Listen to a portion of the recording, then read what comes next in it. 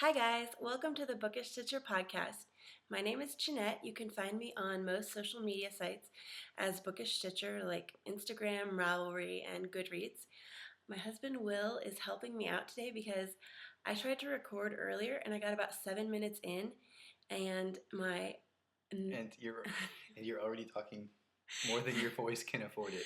I have an allergy, as a lot of people here in the area will know, to mountain cedar, and it's the nemesis of January. Yeah, everybody. It's like a mini black plague. Like a third of the population dies, and they're all sick from work, and their eyes are all puffy. And Yeah, yeah, all the people, not all, but a lot of the people at his work are suffering. Are out, yeah.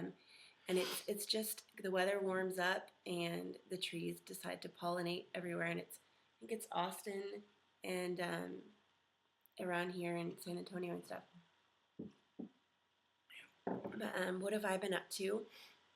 I went out last night with some mom friends. I'd been inside hiding from Cedar, but I went out last night with some mom friends to go paint some pottery stuff. They also do painting canvases and such. And there were 12 of us, and we had wine and some different snacks, and it was really fun. And I painted a mug and a bowl, and I'll show this to you guys when they're done firing in the kiln. But let's get right into it because I won't have a voice for long probably, and we've got other stuff that he needs to do, and so yeah. There you go. I don't have any finished objects this week because I finished those two big things last week, but he's gonna talk for me. Oh, right. And I need to say this came in the mail this week as a complete surprise from Awesome Granny, so thank you so much. And she and I have been talking together online, and I'm going to get together with her and teach her how to spin because she doesn't know how. So that will be fun, and I'm really looking forward to that. Okay. All right. This first one is Ease by Alicia Plummer. It's out of Malabrigo Rios. Yep. And it's very purpley. Yeah. I'm good at colors. It's purple and grays, and I separated for the sleeves. So you can see that's how far that got on that one. And the next project I have on the needles is in my Girl Cave bag that I talked about last week. Yeah, this is the Breaking Heart Socks. It's by Christy H. Payne, out of Nellie's Knits. And I got the cuff done, and I'm getting ready to turn the heel. I got the flap done. And this yarn is just so beautiful, and it's completely made me fall in love with variegated yarn again. That's the information. People always ask what your beer is when you're on the show. Do you want to show it? Talk about the other time I was on, I actually had an actual beer. This is just like a box from the garage, but thank you, Stephen, for getting me these for Christmas. They'll come in handy.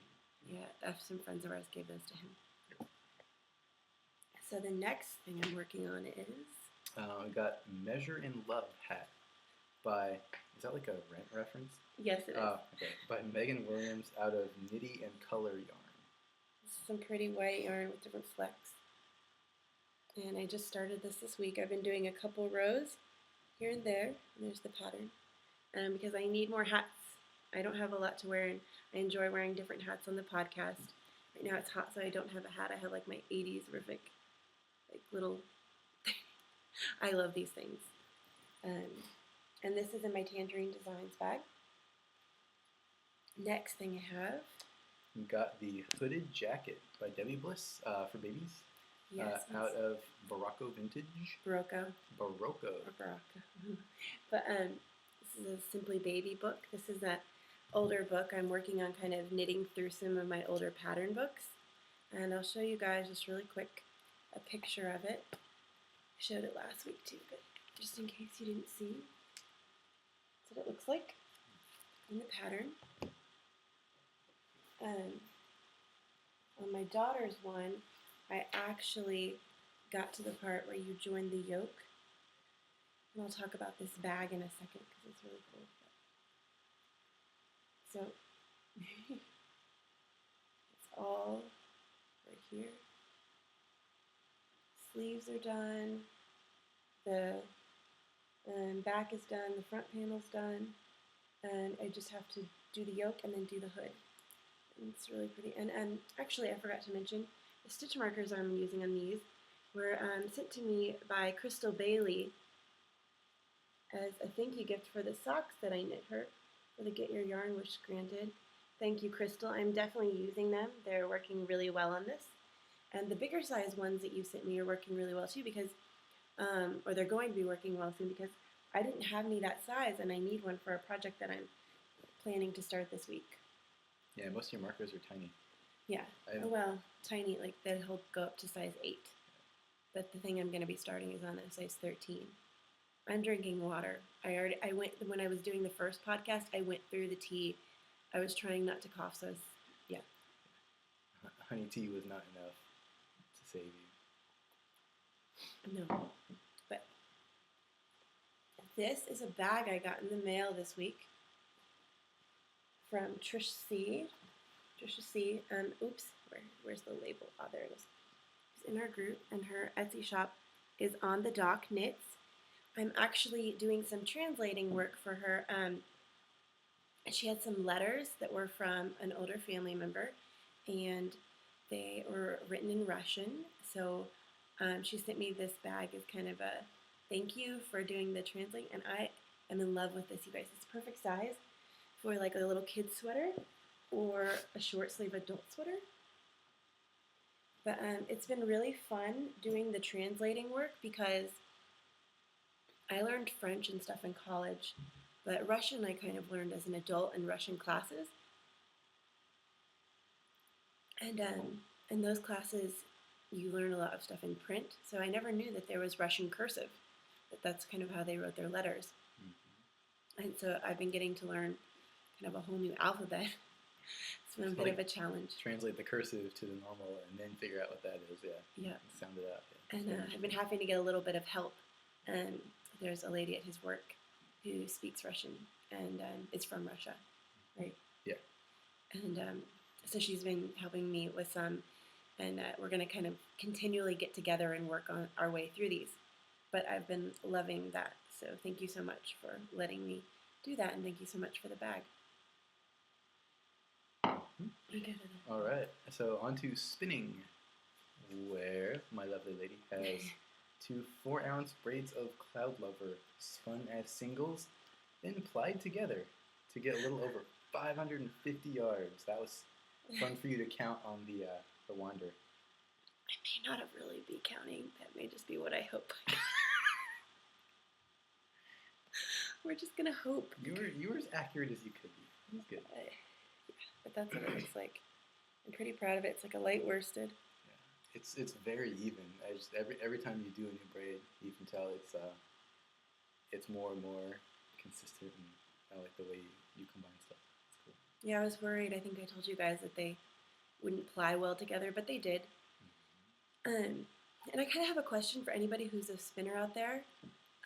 I see people doing 3-ply sock yarn, and I don't know how you do that. The singles on this were really, really thin, but then when I plied them and they twisted the other way for plying, they plumped up. So I don't know if there's a way to get them to not plump up, but okay, so that's... That is it. Yeah, my enabling for this week is just one thing. I don't know if I told you guys, but I've been following this person on Instagram for a very long time, almost ever since I got my phone and got on Instagram, so summer, early fall. And their name is Moon Rover, and they post the most beautiful fiber. And I didn't have a wheel at the time or anything like that, so I was waiting till I got my wheel Christmas time, and I went over to their shop, and they were out of everything except the club. Everything was gone. It's like, oh, okay, I'll join the club, because I've been spinning a lot, almost a 4-ounce braid every week, so I'm going to run out of my fiber stash pretty soon. But I'm always nervous about clubs, but the thing that I'm realizing with hand spun is that if it's not your colors, but if you have a lot of knitting friends, I'm sure it'll be one of my friends' colors, and I can spin them hand spun, and they can knit with it. So that will be great. So this is this month's club. still in its packaging. Moon River Fiber Club, January 15th, and it's kind of what it looks like. Well, that is what it looks like. Blues and stuff like that. And it's very, very soft. This is a different blend than she normally does. I believe she normally does a merino nylon, and this is a merino bamboo something. Nylon, merino bamboo nylon. I think her supplier for her normal just kind of ran out, or she couldn't get it in time or something like that. I don't remember exact details. But yeah, so that's my enabling this week, and he's going to do some talking now because I can feel it. All right, so we're here, right? Yeah, okay, he's going to be announcing the winners because we had 2 drawings for this week. All right. I'm like the guy off screen on Wheel of Fortune. The Winter Blanket Cow, we drew ahead of time. We got post number 4, Phoenix Fire, won that one. And she's making a beekeeper quilt. Yep, that's really pretty. So just contact me, and I will mail to you your Space Cadet, or I think, no, the Space Cadet hasn't come yet, sorry, the Cyborg's Craft Room. Actually, by the time you probably see this, they'll probably both be here, the Space Cadet and the Cyborg's Craft Room. I ordered the Cyborg's Craft Room on Monday, but it still hasn't gotten here yet, so it's just taking a little while, I guess, but I'll have both, so you could pick from either skein set that you want, and then the other one will be February's, the End of the Blanket Cow prize. Awesome. And then there's one other one for the oldest 15 skeins. The winner is post number 14, Ironical Knitter, who's working on a hat on one of her oldest 15. She finished a hat. Finished a hat. Yeah, you have to have finished it. On one of her oldest 15. So, yeah, so that's good on you. For a pattern of your choice of $7 or less. So just contact me, Ironical Knitter, who's Jennifer, and I will get the pattern to you. All right. Also going on in the group, we have something really cool now, which he's going to talk about. Yeah, this is really fun. So, and it doesn't pertain to just knitting stuff. It could be like whatever. Like kind whatever, of, yeah. And if it's like handmade or something, that would be cooler. But so the idea is to do a swap in the group. So if you want to do the swap, the group on Ravelry, you can sign up in the Ravelry group. And the focus is on like local stuff that you have near you that other people may not be able to get. That you can get at your local grocery store or something, you know, farmer's market, whatever, wherever you get cool stuff that other people can't get. So you go to BookishStitcher, all one word, podcast group. Yeah, I get asked that a lot. People are like, I can't find your Ravelry group. Because if you try to type in just Bookish and then space Stitcher, Ravelry does not know what you're doing, and it can't like put together the idea. Ravelry is awesome, but it's not quite there yet. So it will say nothing found. So yeah, you have to do one word. So it's all one word, BookishStitcher podcast, and then you can sign up there, and the sign-ups are open until February 10th. And then at that time, I think maybe I'll get to help with this because I like Excel, and I kind of put down the list of names and where you're from, and mix everybody up with someone that's not from where they are, so they can get cool stuff from a little farther away. And also, so you don't know who you're swapping with. I don't want to know. Yeah. Well, I'll know who I'm sending it to, but I won't know who's sending it to me. This is very true. But I wanted to say, if you are living in an area and you're like, I don't have anything cool locally, you can still participate. I mean, you know, if you go to like a coffee shop that you only have locally and they have coffees that they make there or something, it's kind of a chance too to explore your town. And I mean, you know, it can be anything, even if you don't have something like, I'm probably not going to send in the mail tamales, which is a cool local thing. They may not survive so well. They wouldn't survive. But, you know, just anything that you bought locally, or if you do have something really cool that you want to share, like whoever is my partner will be getting, hopefully you like coffee, because I would love to buy some of our cool local coffees for you. But, yeah, and we're going to be mailing out our packages March 1st. So, yeah, come on over to the group. You have to be a group member, of course, to join in the swap.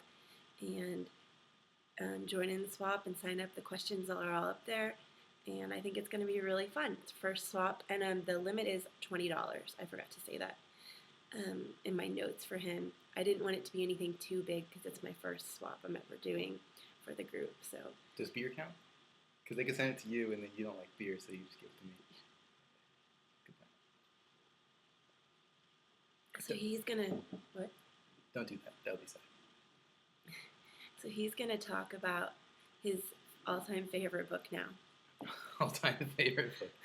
Well, it's up there. The book that changed his world. It's a little bit dorky. I don't know how much it changed my world, but it's fun. Just make sure you talk loud. Yeah. So the book is Watership Down by Richard Adams, and I can't hold it straight. There we go. All right. So it's the timeless classic novel of exile, courage, and survival. I guess some kids are subjected to this in like elementary school or junior high or something. I wasn't, so I read it when I was growing up. I tell people it's about bunnies. They don't usually read it, but it's pretty cool because I guess Richard Adams was in World War II, and so he kind of had like a Band of Brothers thing with some guys, and so it really had a big impact on his life and the way he looks at the world. So you can totally see that when you read it because there's a lot of like survival and crazy like stunts and bravery that they have to do. But yeah, basically, there are some rabbits that live in a field and in a hole, and they're all happy and they're kind of living. And then one of the rabbits is he's a runt, but he has like special abilities and he's kind of prophetic, and he sees that a bad thing is coming. You might want to talk louder. It turns out that the field is going to be turned over and pesticided, and they're all going to die. So some of the rabbits believe him, and they run away. Anyway, it's just it goes on from there until they hopefully find a happy ending. But well, and the rabbits kind of are metaphors for different things. Like there's a lot of symbology in it. There's a lot of real. It's not the most amazing novel, but it's pretty cool in terms of some of the things that he's trying to say in it. Like as they just come across new things. I think the two things that are really cool to me are it's kind of basic on some levels, but it's I don't know how to describe it. I don't know. The metaphor is true. It's just about it's a good example of how to get through life, I guess, and keep on trying. And group dynamics. Yeah, and how to and also it's really cool that he just makes up a whole culture for the rabbits. Mm-hmm. There are words like souffle, raka, and stuff that you can learn how to say out of the book. And what else? I don't know, but it's cool. They come across like some modern rabbits that is kind of obviously the author's view of like what modern society and modern like art or poetry is like, and it's it's really good, and it's really captivating. And they just go through a lot of epic things, considering that the rabbits they do a lot. So there's another book about it, I think, right? There's kind of a sequel because it was pretty popular. I mean, he wrote because the rabbits have this culture. One of the things that they have is they have a lot of stories, like creation myths and stories of like this like ultimate rabbit who was very brave and tricksy and tricked the predator animals that were trying to kill him. And so the other book is a collection of like made up rabbit stories that they're telling each other. So it's pretty cool. And there's a movie. There is a movie, and if you saw it when you were in elementary school, it probably terrorized you, but it's pretty good. Yeah, it's a cartoon movie. It's kind of fun. I don't think I've ever seen it. Have you? No. Okay. I've seen 5 seconds of it on Donnie Darko or something. It was in some other movie. But yeah, it was in a movie. That's it. He actually finished this book during Christmas time at his parents' house when we were visiting. He was down on this chair they have, just reading away, and he loves it. And he did love it a lot when he was finished. And yeah, it's really good. Yeah, it's very enjoyable and has some good depth in it, and just some good like, I guess inspirational is a good word for it. I guess for just living life and doing what you dream to do or what you have to do to do great. I don't know. That was poorly put, but you should read it. We have a cat.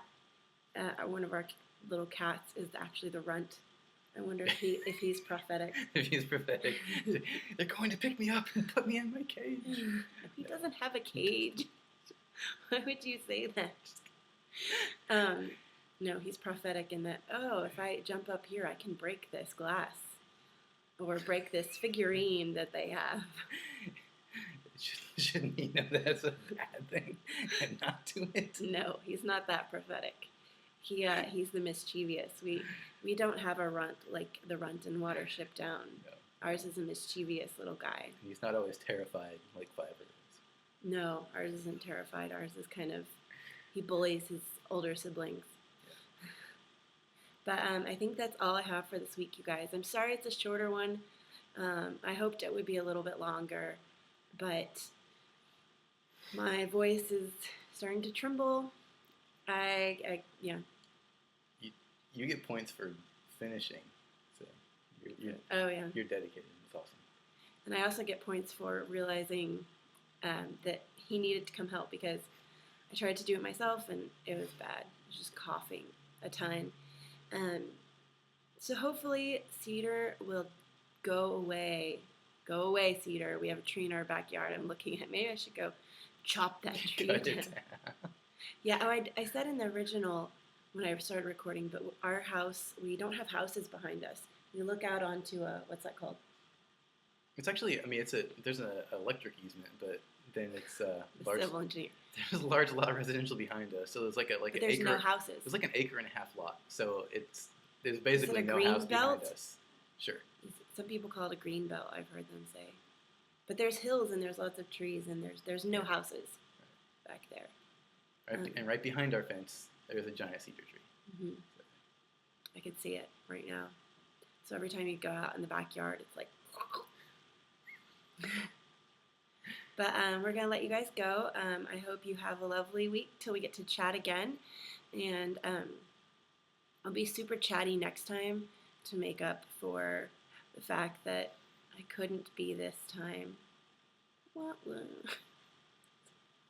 But I just wanted to get something out there to you guys. He suggested holding up placards and little note cards, which might have been fun, but yeah. Might not be the best to actually watch. Yeah. Might have been hard to show things and hold a placard. But anyways, just stalling to get up there. 22 minutes. Here you go. Okay, bye guys. Have a great week.